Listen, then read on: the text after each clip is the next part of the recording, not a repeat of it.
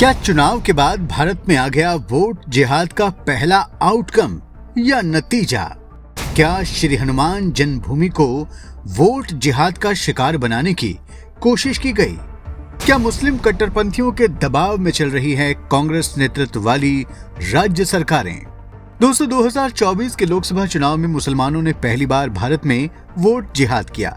सबसे पहले यूपी में कांग्रेस नेता सलमान खुर्शीद की भतीजी मारिया आलम ने मुसलमानों से वोट जिहाद की अपील की और कहा, सभी मुसलमान बीजेपी के खिलाफ एकजुट होकर वोट करें।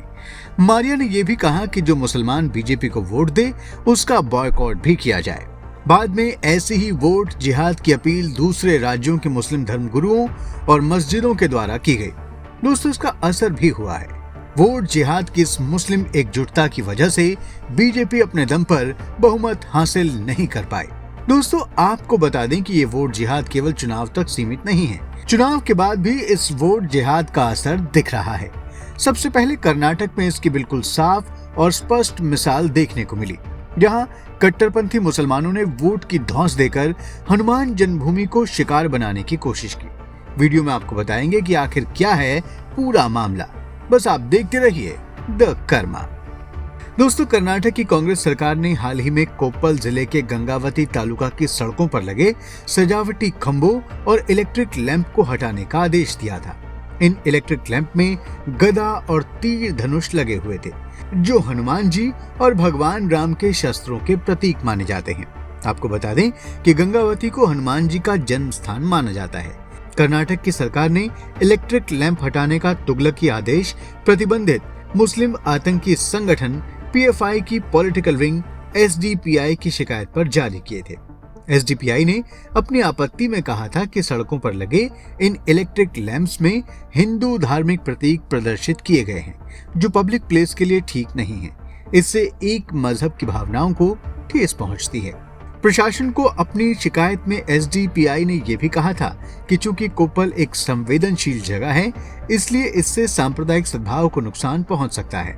इसी शिकायत के बाद कर्नाटक की कांग्रेस सरकार और उसके प्रशासन ने तुरंत इन्हें हटाने के आदेश जारी कर दिए। यही नहीं, इन लैंपों को लगाने वाली संस्था कर्नाटक ग्रामीण अवसंरचना विकास निगम यानी KRIDL के खिलाफ कार्रवाई की बात भी कही। यही नहीं, तहसीलदार KRIDL के उस इंजीनियर के खिलाफ मामला दर्ज कर उचित कार्रवाई करने और रिपोर्ट सौंपने का सुझाव भी दिया था, जिसके निर्देशन में ये लैंप लगे थे। कांग्रेस के राष्ट्रीय प्रवक्ता पवन खेड़ा ने भी इस फैसले को सही ठहराया था।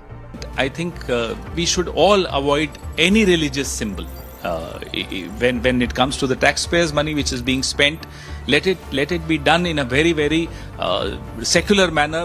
दोस्तों, अब आपको बताते हैं कि ये मामला सीधे सीधे कैसे वोट जिहाद का है। तो आपको बता दें कि गंगावती, जो कोप्पल जिले में आता है, वहाँ करीब 65% हिंदू आबादी है और करीब 35% मुस्लिम आबादी है। 35% मुस्लिम आबादी के दम पर एसडीपीआई के नेता इलाके को संवेदनशील बता रहे हैं, या एक तरह से कांग्रेस सरकार को धमकी दे रहे हैं कि अगर हमारी बात नहीं मानी गई तो बवाल तो होगा ही, साथ ही अगले चुनाव में कांग्रेस के पक्ष में वोट जिहाद भी बंद हो सकता है। यानी हिंदुओं के 65% लोग तो जाति के नाम पर बढ़ जाएंगे, लेकिन मुसलमानों के 35% लोग जो एकजुट होकर कांग्रेस के पक्ष में वोट जिहाद करते हैं, अगर ऐसा नहीं करेंगे तो उससे कांग्रेस की हार हो सकती है।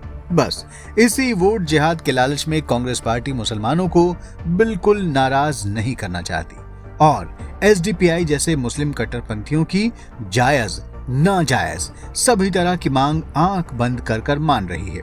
उधर कांग्रेस को 2024 के चुनाव में वोट जिहाद का जो फायदा मिला है, वो उसे गंवाना नहीं चाहती।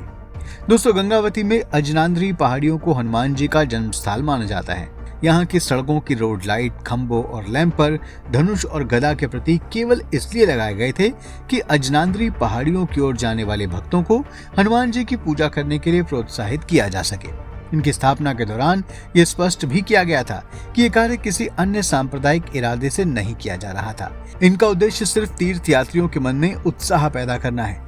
लेकिन वोट जिहाद से ताकत पाए मुस्लिम कट्टरपंथियों ने इसका जब बेवजह विरोध किया तो कांग्रेस के शासन और प्रशासन ने बिना कुछ सोचे विचारे उनके पक्ष में आदेश पारित कर दिया।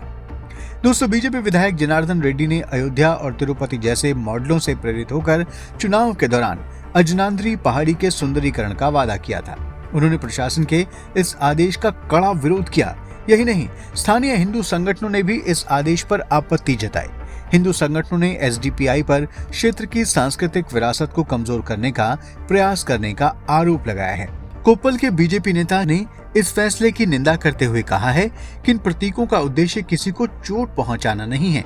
ये अजनाद्री के धार्मिक महत्व के प्रति श्रद्धा के प्रतीक हैं, जो यहाँ हर साल आने वाले लाखों श्रद्धालुओं के हृदय में भक्ति भरने वाले हैं।